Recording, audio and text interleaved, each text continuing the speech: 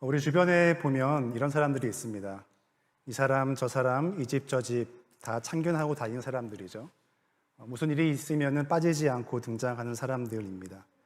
우리가 이런 사람들을 보고 참 오지랖이 넓다 이렇게 말하죠. 이 사람, 저 사람, 이 일, 저 일, 동네 일 다 참견하면서 감내나라, 대추나라 하는 것은 별로 좋지 않을 수도 있습니다. 하지만 다른 사람들에게 관심을 갖는 것, 다른 사람들의 삶에 관심을 갖게 되는 것, 그들의 형편에 시선을 두는 것, 이것은 참 중요한 일이라고 생각을 합니다. 특별히 요즘처럼 개인주의가 만연한 사회에서는 좀 적당한 오지랖은 우리에게 꼭 필요한 덕목이 아닌가 생각합니다. 이런 의미에서 우리 그리스도인들에게는 거룩한 오지랖의 덕목이 필요한 것 같습니다. 다른 사람들의 일에 무례하게 끼어들고 참견하는 것이 아니라 관심을 갖고 살펴보고 공감하고 이를 위해서 기도하는 것이죠. 또 필요한 일을 돕는 것입니다. 이러한 거룩한 오지랖, 관심과 사랑, 섬김의 덕목이 필요한 것 같습니다. 저는 저와 여러분이 이웃들을 돌아보고 사랑으로 섬기는 거룩한 오지랖퍼가 되기를 원합니다. 이는 하나님께서 우리를 부르신 부르심과 연결되어 있습니다. 왜냐하면 하나님은 우리를 하나님의 제사장으로 부르셨기 때문입니다. 그리고 이 제사장이란 정체성과 그 역할에는 이웃들을 향한 깊은 관심과 사랑의 특징이 있는 것이죠. 특별히 우리는 우리의 동네에서 거룩한 오지랖을 부리는 우리 동네 제사장으로 부름을 받았습니다. 자, 오늘 본문에 보시면 이스라엘은 이제 출애굽을 한 다음에 마침내 3개월 만에 시내산에 도달을 하게 되죠. 하나님께서는 그 시내산에서 이스라엘에게 십계명을 비롯한 여러 규례들을 이제 주시게 되는데 그것을 주시기 전에 다시 한번 확인시켜 주시는 것이 있습니다. 그것이 무엇인가 하면 바로 하나님과의 언약이고 그로 인해 생기게 되는 그들의 정체성이죠. 그 약속이 어떠한 것인지 그들이고 이스라엘 그들이 어떠한 존재인가를 다시 한번 일깨워 주십니다. 자, 우리 오늘 본문의 5절과 6절 말씀을 우리 다시 한번 같이 읽어보도록 하겠습니다. 자, 시작. 세계가 다 내게 속하였나니 너희가 내 말을 잘 듣고 내 언약을 지키면 너희는 모든 민족 중에서 내 소유가 되겠고 너희가 내게 대하여 제사장 나라가 되며 거룩한 백성이 되리라. 너는 이 말을 이스라엘 자손에게 전할지니라. 아멘. 뭐라고 말씀하십니까? 이스라엘이 하나님과 맺은 언약을 지키면 그들이 하나님의 소유된 거룩한 백성, 제사장 나라가 된다라고 말씀하십니다. 하나님의 계명을 받고 이를 지키고 순종함으로써 이스라엘이 하나님의 제사장 나라가 된다는 것이죠. 자, 우리가 제사장이라고 할 때 또 우리가 그리스도인으로서 제사장적인 존재 이런 이야기를 듣게 될 때 우리는 보통 무엇을 떠올리게 되죠? 우리는 이렇게 함께 모여서 하는 그 예배의 모습 이것을 떠올리게 됩니다. 이것이 이 제사장의 구약에 나오는 제사장의 주요 임무이기 때문이겠죠. 그래서 구약에서 제사장은 성전을 관리하고 성전에서 하나님께 제사 드리는 일을 합니다. 이스라엘 백성들이 하나님께 나아올 수 있도록 징검다리 그 다리의 역할을 하죠. 이는 우리도 마찬가지일 것입니다. 우리는 하나님의 거룩한 백성이고 하나님의 제사장이죠. 이 말은 우리에게도 하나님의 성전을 관리하는 책임이 있는 것이고 또 하나님께 예배해야 한다는 것입니다. 그리고 하나님을 전하는 것이죠. 그래서 우리가 제사장 하면은 이렇게 교회에 모여서 함께 예배하는 것 떠올리기가 쉽습니다. 또 사람들을 교회로 안내하고 전도하는 것을 떠올리죠. 이것이 우리가 하나님의 제사장으로서 해야 할 일이라고 생각을 합니다. 그래서 우리가 하나님 제사장으로서 잘 살자라고 할 때 우리는 그래 열심히 나와서 예배하고 교회 많이 모이고 더 말씀 잘 읽고 기도하자 이러한 결단과 결심들을 하게 되죠. 이런 것들은 참 중요한 결단과 결심이고 우리의 신앙의 모습일 거라고 생각을 합니다. 그런데 오늘은 조금 다른 관점에서 우리가 하나님의 제사장 됨에 대해서 생각을 해보려고 합니다. 자, 본문에 보시면 알 수 있는 것처럼, 자, 너희가 내 제사장이 되는데, 자, 그 제사장에 대한, 그들의 제사장 됨에 대한 구체적인 내용이 무엇이죠? 그들이 무엇을 지킬 때 하나님의 제사장 나라가 되는 것입니까? 언약이죠. 언약 안에 포함되어져 있는 하나님의 명령, 계명. 자, 이것을 지키는 그들의 모습이 곧 제사장 나라다, 제사장의 모습이다라는 것을 말씀해 주고 있는 거예요. 자, 그렇다면은 그들이 지켜야 할 언약의 내용이 무엇인가, 이게 중요하겠죠. 그 언약의 내용에 따라서 그 제사장됨의 모습들이 규정될 것입니다. 구체화되는 것이죠. 그렇다면 지켜야 할 말씀, 계명의 내용이 무엇인가를 아는 것이 또한 중요할 것인데, 자, 이 부분은 조금 뒷부분에서 이제 이야기를 해보려고 하고요.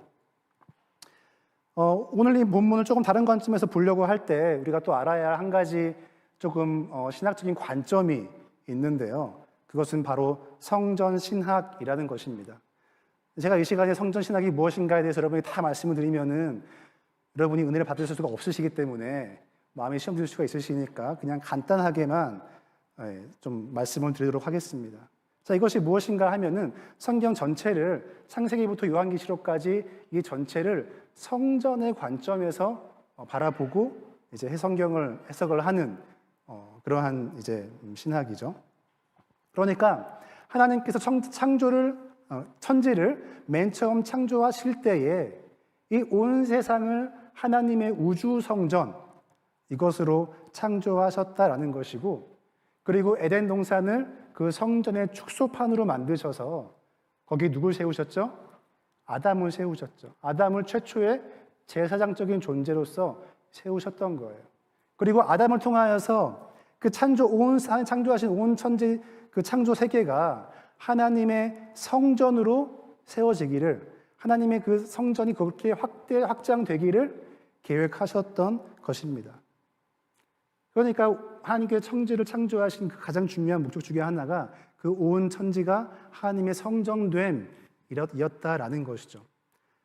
근데 이제 아담이 실패했고, 그 이후에 하나님은 아브라함을 선택하셔가지고 또 이스라엘을 통하여서 성전을 세우고 만물이 하나님의 성전으로서 회복되도록 하시는 것, 이것이 그의 구원 계획이다라는 그러한 이제 관점입니다. 그래서 지금 출애굽을 모세가 이제 이스라엘 백성들을 애굽에서 이끌고 홍해를 건너서 그 구원의 역사를 경험한 다음에 지금 가나안으로 가고 있는데, 가나안에 뭐 하러 가는 것이죠? 성전을 세우라고 있는 것이죠. 성전을. 가나안 그 나라가 하나님의 성전 되게 하셔서 그 성전이 온 열방으로 확장되게 하는 것, 이것이 그 구원 계획이라는 거예요. 그러니까 이스라엘의 12지파 중에 레위지파 그 중에서 뭐 아론의 자손들만 제사장이다 이렇게 하는 것이 아니라 너희 온 나라가 제사장 나라가 된다 말씀하시는 것이죠. 누구를 향하여? 열방을 향하여 그렇게 되는 것입니다.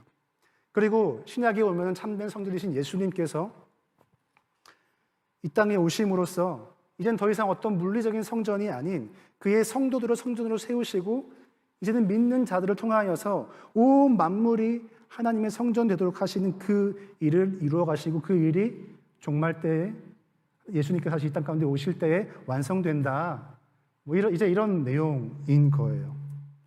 간단하게 그냥 말씀드리자면 여러분 이것만 기억하시면 좋겠는데, 하나님께서 온 세상을, 온 천지를 하나님의 성전으로 창조하셨다라는 것이죠. 그리고 하나님께서 아담을 또 이스라엘을 또 오늘날의 교회를 하나님이 창조하신 이 우주 성전을 관리하는 제사장적인 존재로서 부르셨고 마침내 그것을 완성하실 것이다. 이렇게 간단하게 이해를 하시면 될 것 같습니다. 자, 그러니까 우리가 제사장으로 부름을 받았다라고 했을 때 우리는 어떤 생각이 필요한 것입니까? 그냥 단순히 교회에 모이는 것이 아니라 하나님의 우주 성전인 이 온 천하 만물, 온 세상, 이 우주 성전을 관리해야 되고 그 가운데에 하나님의 임재가 임할 수 있도록 이 성전됨을 확장해야 된다라는 생각이 있어야 한다라는 것이죠. 자, 이렇게 볼 때 우리는 하나님의 제사장으로서 우주 성전을 관리해야 하는 그 역할과 책임이 있다는 것입니다. 우리는 교회에서뿐만이 아니라 하나님 창조하신 이 세상 속에서 제사장으로서 살아가면서 하나님께 예배하는 자들이라는 것이죠. 세상 속에서 이웃들을 섬기는 자들인 것입니다. 단지 교회에 모여서 예배하고 교제하고 봉사하고 교회에서 모든 것 다 끝장 보는 것이 아니라는 것이죠. 그래서 제가 오늘 말씀의 제목을 우리 동네 제사장이라고 정한 것입니다. 우리는 하나님의 제사장으로서 그 역할을 감당하기 위해서 교회에만 모이고 끝이 아니라 그러한 삶을 살기 위해서 우리의 동네 속으로, 세상 속으로 흩어져야 한다라는 의미죠. 그래서 우리는 동네의 제사장으로서 우리 이웃들을 위하여서, 특별히 사회적, 경제적으로 연약한 이웃들을 위해서 하나님께 부르짖고 호소해야 하는 것이에요. 제사장은 하나님에게 이 구원의 통로의 역할을 하는 자들이죠. 이 말은 우리가 무언가 먼저 나서서 막 일을 하는 것이 아니라 하나님께서 이미 행하고 계시는 일들을 발견해야 된다는 거예요. 그리고 그 일에 우리는 동참하는 거예요. 그렇다면 하나님께서 일을 행하고 계신 곳이 어딘가 볼 수가 있어야겠죠. 그 구원의 역사를 하나님께서 어디서 행하고 계시는가 우리는 볼 수 있어야 하는 것입니다. 어디서 행하고 계시는 겁니까? 하나님의 구원의 역사를 어디서 행하고 계세요? 하나님이 계신 모든 곳에서 행하고 계시겠죠. 세상 속에서 행하고 계신다라는 거예요. 자, 이 말은 무슨 말입니까? 교회 안에서만 구원의 역사가 이루어지지 않는다라는 의미가 될 수 있죠. 왜 그렇습니까? 아까 말씀드린 것처럼 온 세상이 하나님의 우주성전이기 때문에. 그리고 또 한 가지 중요한 것은 하나님의 구원이라는 것은 총체적인 구원이기 때문이에요. 하나님의 구원은 총체적이고 전인격적인 구원이라는 것이죠. 이 말은 하나님의 구원은 단순히 그냥 내 영혼의 구원이 아니라는 것이죠. 그것뿐만이 아니라 사회, 경제, 정치, 문화적인 구원을 포함한다라는 의미입니다. 특별히 우리가 묵상하고 있는 이 출애굽기 말씀은 이러한 하나님의 총체적 구원을 잘 보여주고 있죠.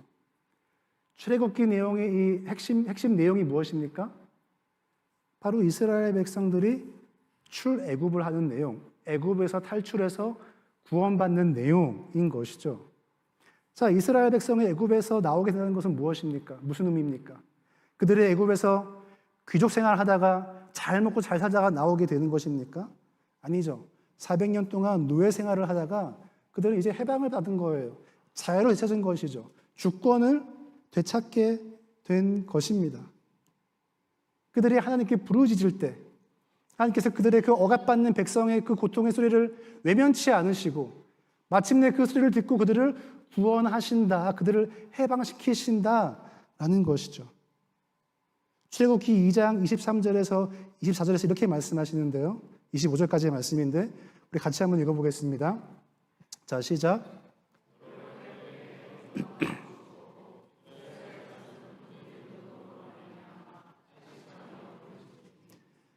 그들의 노동으로 말미암아 부르짖는 소리가 하나님께 상달된지라. 하나님이 그들의 고통 소리를 들으시고 하나님이 아브라함과 이삭과 야곱에게 세운 그의 언약을 기억하사 하나님이 이스라엘 자손을 돌보셨고 하나님이 그들을 기억하셨더라. 아멘. 이스라엘 백성들이 하나님께 부르짖었죠. 그들의 노예 생활 가운데 있었던 그 억압과 그 고통, 그 가운데 탄식하면서 부르짖으니까 그것을 하나님께서 들으시고 마침내 그들을 구원하시게 되었다. 이 말씀을 하고 있는 거예요. 그러니까 이 지금 이스라엘 백성들이 출애굽하게 된 이 내용은 단순히 그냥 어떤 영적인 죄로부터의 구원, 그런 중요한 의미도 있긴 하겠지만 이 본문 자체를 통하여서 종합적으로 보게 되면 불의한 권력 가운데 압제받았던 하나님의 백성이 구원받게 되는, 해방을 받게 되는 그러한 내용인 것이죠. 하나님께서 그의 백성에게 주시는 구원은 그냥 소위 영적 구원, 그것뿐만이 아니라 사회, 경제, 정치적인 구원을 포함한다라는 것입니다. 총체적인 구원이다라는 거예요. 하나님의 백성을 속박하는 모든 종류의 압제로부터, 그것이 뭐 어떠한 정치적이든 경제적이든 뭐 사회적이든 영적이든 뭐 정서적이든 그 모든 압제로부터의 해방과 구원을 이루신다라는 것이죠. 그 가운데 신음하고 있는 그의 백성의 그 부르짖음을 외면치 않으신다라는 거예요. 그래서 세상의 불의한 자들을 심판하시고 그 가운데 고통받고 신음받는 약자들을 신원해 주신다라는 것이죠. 구원이 단순히 영적인 구원만을 의미한다면 하나님께서는 교회 안에서만 역사하실지 모르겠습니다. 그런데 우리가 하나님의 구원을 죄로부터의 구원인 영적인 구원만이 아니라 그것을 포함한 정치, 경제, 사회적 구원으로 바라보게 된다면 하나님의 구원은 교회 안에서뿐만이 아니라 교회 밖에서 그의 구원의 역사를 이루어 가신다라고 말할 수가 있는 것이죠. 또한 제가 앞에서 온 만물이 하나님의 우주성전이라고 말씀드리지 않았습니까? 그러니까 하나님이 역사하시는 곳은 우주성전인 세상 속에서 역사하고 계신다라는 의미가 될 수가 있는 것입니다.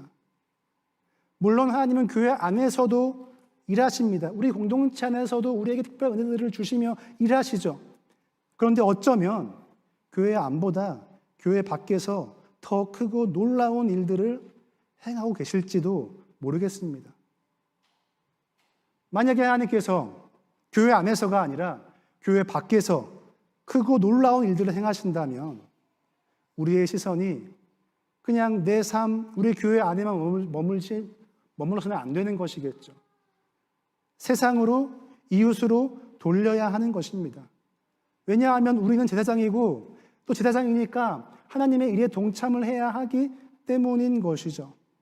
하나님께서 영혼 구원을 위해서 세상 가운데 일하고 계신다. 그럼 우리는 거기 가야 되는 것이고 그 일하심을 볼 수 있어야 되는 것이고 동참할 수 있어야 하는 것입니다. 하나님은 믿는 자들의 하나님뿐만이 아니라 믿지 않는 자들의 하나님이기도 하시죠. 그들을 구원하기 원하시는 거예요. 그들 가운데 역사하고 계시는 거예요. 이미 역사하고 계세요. 우리는 그것을 볼 수 있어야 되고 그 자리로 나아갈 수 있어야 하는 것이죠. 그런데 자꾸 우리는 하나님을 우리 믿는 자들만의 하나님으로 만들어 놓을 때가 너무나 많다라는 거예요. 믿는 자들만의 하나님, 나의 하나님, 우리 교회의 하나님으로 만들어 놓곤 합니다. 그래서 우리가 예배하고 찬양하면서 기도하면서 좋으신 하나님 고백하지 않습니까? 여러분은 왜 그렇게 하나님이 좋으세요? 왜 그렇게 좋다고 고백을 하십니까? 우리를 구원해 주셔서, 죄로부터 자유케 해 주셔서, 이러한 양식을 주셔서, 나의 길을 인도해 주셔서, 너무 중요한 귀한 고백들이죠. 그런데 그러한 이유 때문에 감사하고 좋으신 하나님이다라고만 생각을 하면 다시 한번 생각해 볼 필요가 있는 거예요. 왜냐하면 이러한 이유로 하나님이 좋으신 분이라고 고백을 할 수 있다면 이러한 이유가 없는 자들한테는 어떻겠습니까? 그들에게도 하나님께서 좋으신 하나님이시겠습니까? 우리 얼마 전에 서울에 80년 만에 큰 홍수가 났었죠. 신문을 보니까 그로 인해서 특히 강남 지역에 아주 피해가 심했다고 하는데 침수된 차들이 뭐 수천 대다. 또 강남이니까 다 외제차들 거 아닙니까? 그 피해액이 뭐 수천억이다. 막 이런 얘기들이 나오더라고요. 그래도 피해가 자동차 침수 정도에 그쳐서 감사하고 하나님께서 지켜주셔서 감사하다라고 고백할 수 있을 거예요. 하나님 참 좋으신 하나님이십니다. 고백할 수 있을 거예요. 이 또한 귀한 고백일 것입니다.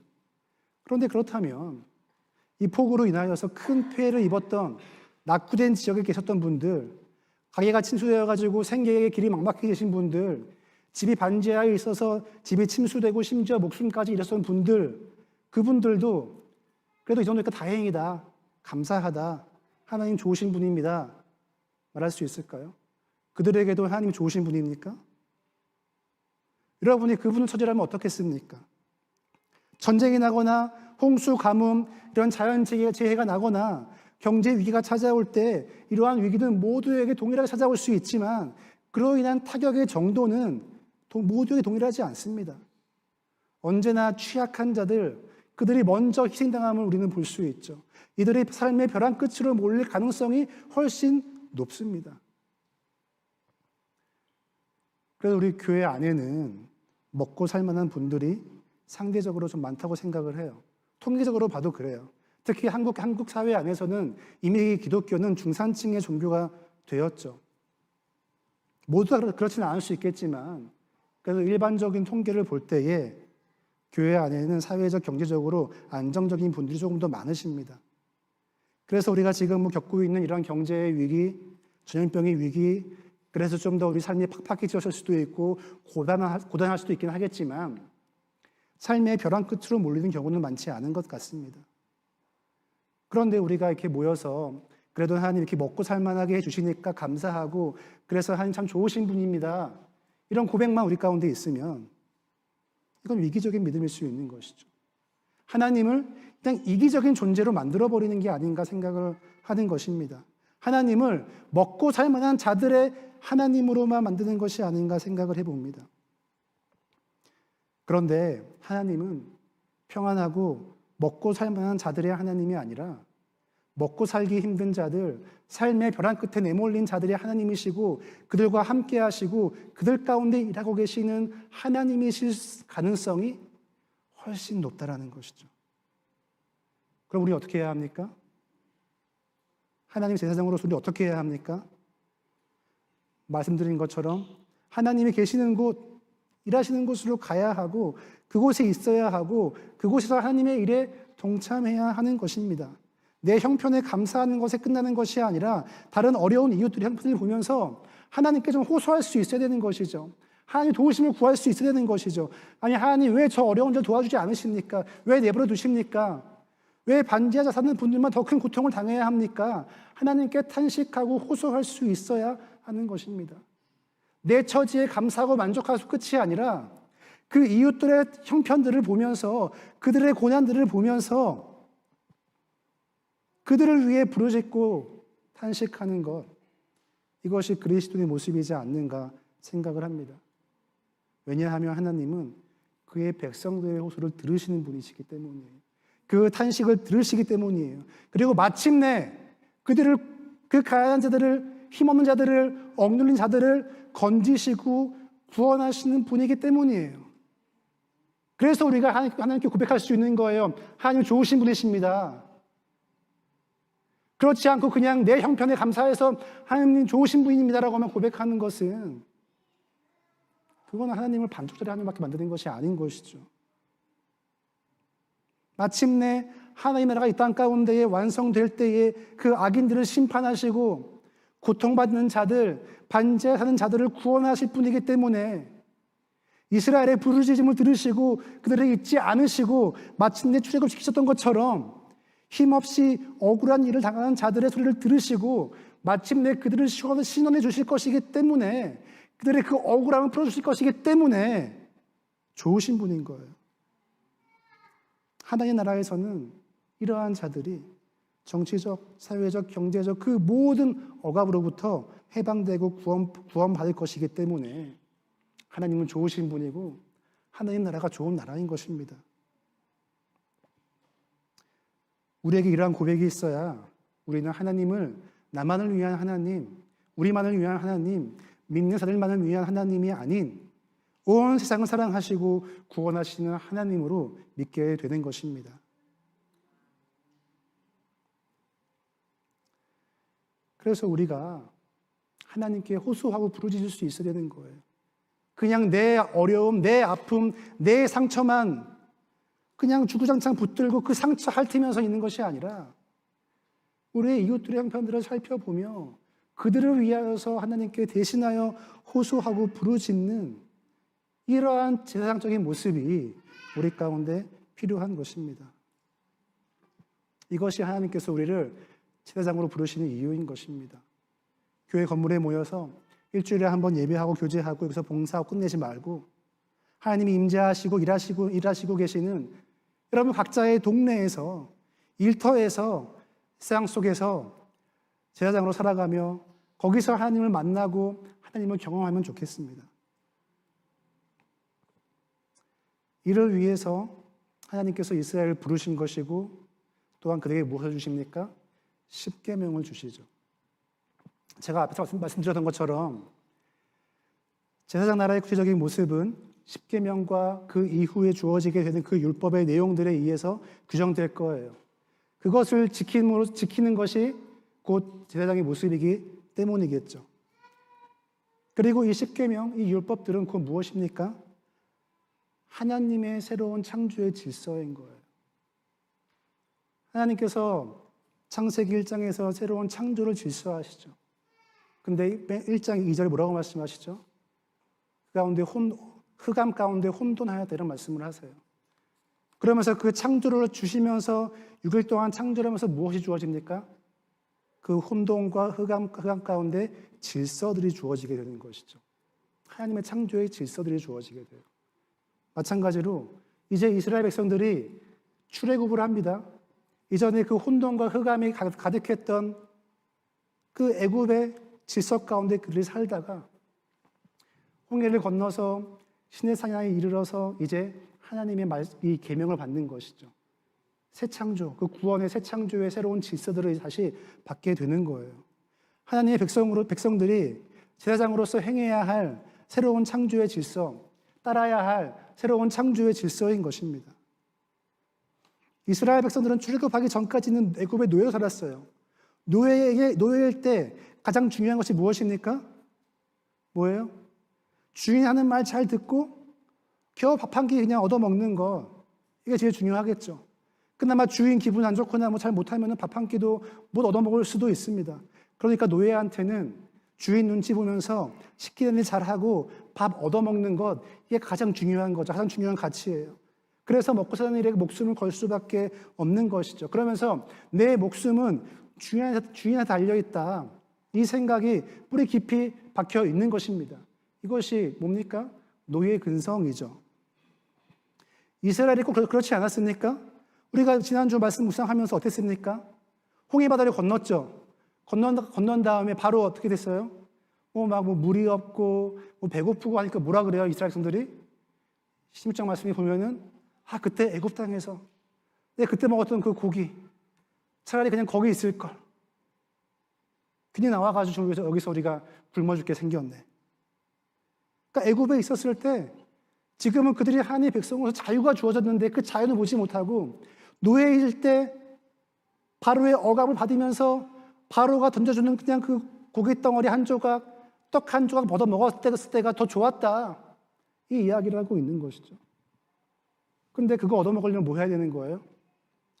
그 애굽의 바로의 질서, 그 피라미드 시대 속에서 억압받고 나도 누군가를 억압해야 하는 그 바로의 질서에 순응하며 살아야 되었던 것이죠. 내가 차라리 거기에 순응하고 고기 하나 얻어먹고 말지, 이 생각인 거예요. 여전히 자신들의 목숨은 하나님이 아닌 바로가 쥐고 있다, 이 생각 갖고 있는 것이죠. 그런데 하나님께서 이스라엘을 출애굽시키셨습니다. 이 말은 더 이상 그들은 이제 노예가 아니라는 말이에요. 하나님이 주신 구원과 해방으로 인하여서 이제 자유인이 되었다라는 것이죠. 하나님의 자유인에게 중요한 것은 무엇입니까? 자유를 가지고 하나님의 백성으로서 또 새롭게 주어지는 그 제사장의 정체성으로서 그 존엄성을 지키는 거예요. 그럼 어떻게 해야 돼요? 예전에 노예 있을 때처럼 바로가 던져주는 그 고기 덩어리에 목숨 걸지 않는 거죠. 먹고 사는 일에 자존심 버리지 않는 것입니다. 보다 중요하고 숭고한 가치를 쫓을 수 있어야 되는 거예요. 그래서 이제는 바로의 질서가 아닌 하나님의 그 새로운 질서, 이거를 쫓아서 사는 것입니다. 그래서 광야에서 목마르고 배고프고 애굽에서 먹었던 고기를 먹지 못하더라도 더 이상 애굽의 노예가 아니기 때문에 하나님의 자유인으로서 하나님의 질서를 따라 만나를 먹으며 살아야 하는 것이죠. 이렇게 하나님의 질서를 따라 살라고 하나님은 그들을 구원하신 것이고 그들을 제사장으로 삼으신 것이고 그들에게 새로운 질서인 십계명을 주신 것입니다. 더 이상 애굽이 던져주는 고기 받아 먹으면서 제국에 부역하지 말고 하나님 나라의 백성으로 살아가라. 하나님 나라의 제사장으로 살아가라. 거룩한 백성으로 자유인으로 살아가라. 애굽에서는 노예로서 애굽의 질서를 따라 살아야 했지만 이제는 하나님의 제사장으로서 새로운 법과 질서를 따라 살아가야 함이 그들에게 요구되어지는 것이죠. 그리고 이 하나님의 질서는 십계명에 잘 나타나 있습니다. 그러니까 이제 이번 주부터 주어지는 십계명의 말씀들 계속해서 묵상을 하게 될 텐데요. 여러분이 잘 아시는 것처럼 십계명은 크게 두 부분으로 나누어져 있죠. 화면에 보시는 것 화면 한번 보여주시겠어요? 네. 자, 제1계명부터 제4계명까지는 이제 하나님과의 관계에 대한 계명이다. 보통 이렇게 이야기를 해요. 그리고 5계명부터 10계명까지는 이웃들과의 관계에 대한 계명이다라고 말을 하죠. 자, 여러분은 이 10계명 중에서 어느 게 더 제일 중요한 것 같아요? 어느 계명이 가장 중요하신가요? 네. 그렇죠. 다 중요하겠죠. 다 중요해요. 그런데 우리는 보통 그래도 우리가 생각을 할 때 1계명부터 4계명 정도에 조금 더 우리가 많이 중요점을 두게 되는 것 같습니다. 왜냐하면 그냥 5계명에서 10계명은 그냥 일반적인 도덕적인 그런 이야기 아니야? 그 정도 계명으로 생각을 하는 것이죠. 그래서 하나님에 대한 계명인 1계명부터 4계명을 더 중요하게 생각하고 이걸 더 잘 지키고자 교회에 열심히 나오고 열심히 예배하고 이런 어떤 제의적인 활동에 집중하고자 합니다. 근데 여러분 말씀하신 것처럼 모든 계명이 다 중요하죠. 이게 다 연결되어 있기 때문이에요. 무슨 말입니까? 내가 한 계명을 어긴다라는 것은 그냥 그 한 개만 딱 띄어서 어긴 것이 아니라 전체에 대한 계명을 다 어기게 된다라는 것이죠. 바꿔 말하면 5계명부터 10계명 이웃들에 대한 그 계명을 어긴다라는 것 단순히 내가 이 사람과의 관계가 안 좋아진다 이게 아니라 그것은 곧 하나님에 대한 계명을 어기는 것과 동일한 일이 된다라는 것이죠. 이웃에 대한 계명을 어기면서 하나님에 대한 계명을 어기지 않을 수 없다라는 거예요. 자, 예를 들어서 성경의 말씀에 보시면은 여러분 다윗과 밧세바 이야기 잘 아시죠? 다윗이 다 이제 성도 짓고 다 좀 살만해지니까 어떻게 해요? 우리아의 아내를 범하게 됩니다. 어떤 계명을 어긴 거예요? 7계명을 어긴 거예요. 7계명. 간음하지 말라. 자, 그러면 하나님께서 다윗을 너 왜 7계명 어겼어? 이렇게 책망을 하셔야 되는데 뭐라고 말씀하십니까? 자, 일단 다윗이 7계명을 어겼죠. 7계명을 어겼어요. 간음했어요. 또 뭘 한 거예요? 훔친 거죠. 그러니까 8계명 어긴 거예요. 또 이걸 숨기고 조작하기 위해서 어떻게 합니까? 우리를 막 함정에 빠뜨리고 거짓 서신을 보내죠. 거짓말을 합니다.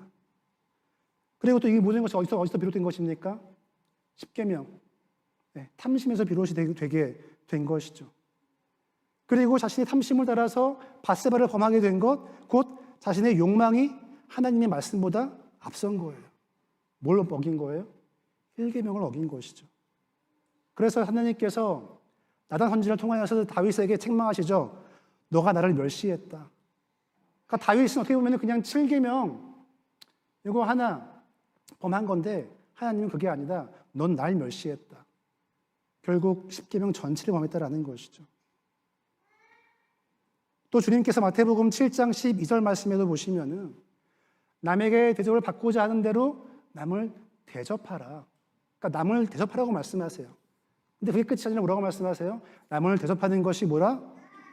율법이요 선지자다. 이것이 곧 하나님의 계명이다 말씀하세요. 남을 대접하는 것, 이웃을 섬기는 것, 그들을 원수를 사랑하는 것, 이것이 곧 십계명이고 하나님을 섬기는 것이다. 이것이 너에게 주어지는 새로운 하나님의 나라의 질서다라는 것을 말씀해 주고 계시는 것입니다. 그래서 여러분들이 구약의 율법을 다시 한번 좀 묵상을 하시면서 찬찬히 살펴보세요. 단순히 하나님과의 관계뿐만이 아니라 상당히 많은 부분들이 이웃들과의 관계, 특별히 약자들과의 관계에 있을 때 어떻게 해야 될 것인가들을 굉장히 많이 말씀하세요. 그래서 어떤 분이 이렇게 말씀하시더라고요. 그 율법서들을, 그러니까 믿음이 없으신 분이에요. 그 모세오경과 그 율법서를 쫙 읽은 다음에 딱 이렇게 얘기하시더라고요. 하나님의 이 말씀은 이웃에 대한 말씀인 것이군요. 이웃을 사랑하라는 말씀인 것이군요. 오히려 우리는 너무 약간 믿음이 있다고 또 많은 여러 가지 막 어떤 다른 이렇게 선입견들이 있다 보니까 정말 그 말씀하신 중요한 것들을 빼놓고 놓칠 때가 있는 것 같아요.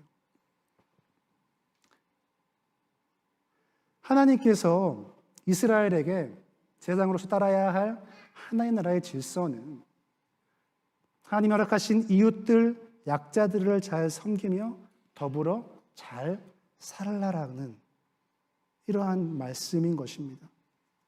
애굽의 그 피라미드 체제처럼 내 삶의 안정과 풍요를 위해서 그 체제 가운데 들어가 있으면 어떻게 돼요? 어쩔 수 없어요. 우리도 경험하잖아요. 우리가 이 자본주의 사회 속에서, 시장경제 사회 속에서 내가 살면은 나도 알지 못한 채 그냥 그 시스템에 의해서 내 수익, 내가 얻는 소득이 누군가에게는 피해가 될 수도 있고 어려움이 될 수도 있는 그런 체제 가운데 우리 살고 있다는 걸 우리가 알 수 있지 않습니까?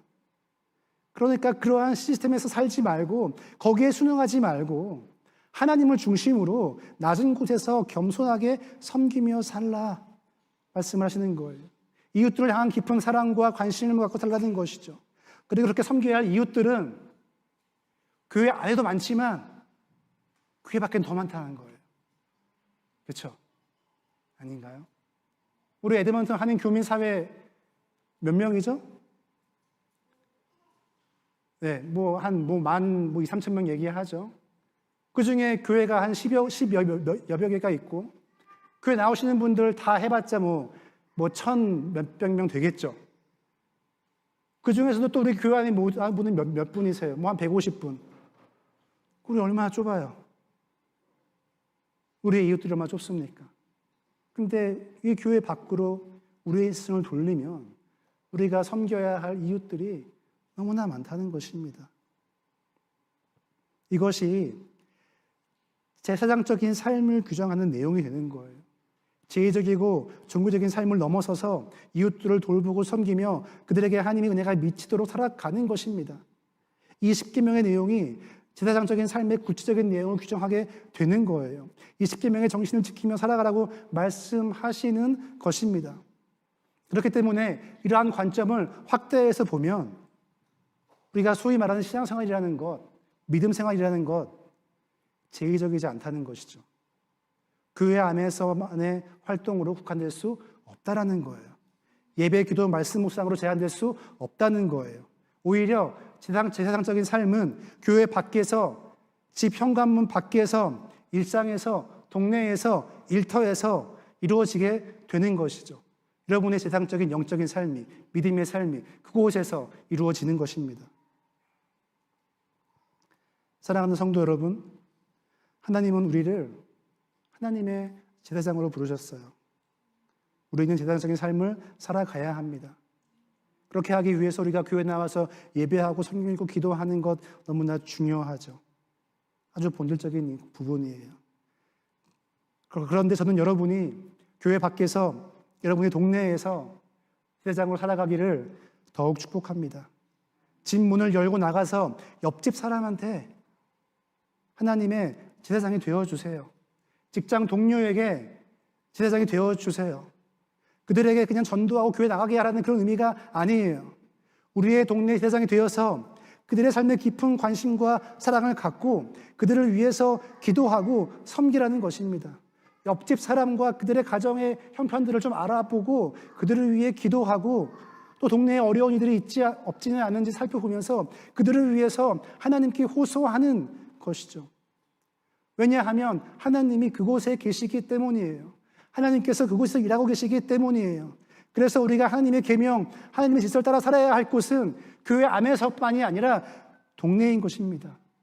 직장인 것이에요. 사회 속에서 주님이 보여주신 사랑과 헌신과 섬김의 삶을 살아야 하는 것입니다. 여러분의 동네에서 우리 동네의 제사장으로 살아가기를 축복합니다.